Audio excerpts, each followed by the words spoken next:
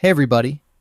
Today we're going to learn how to adjust the touchpad scroll direction in Linux Mint. This instantly flips your vertical scrolling orientation, allowing you to choose between traditional scrolling or modern smartphone-style natural scrolling across your entire system. Open your system menu by clicking the Linux Mint logo in the bottom left corner of your taskbar.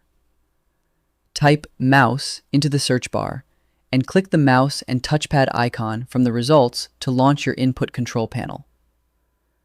When the configuration window pops up, click directly on the touchpad tab located near the top middle section of the screen layout.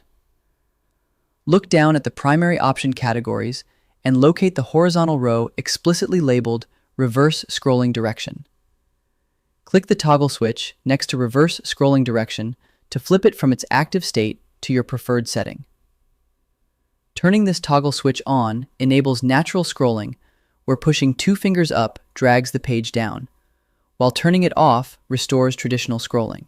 The system engine applies this behavior adjustment to your hardware profile in real time, meaning your scrolling direction flips the exact millisecond you click the toggle.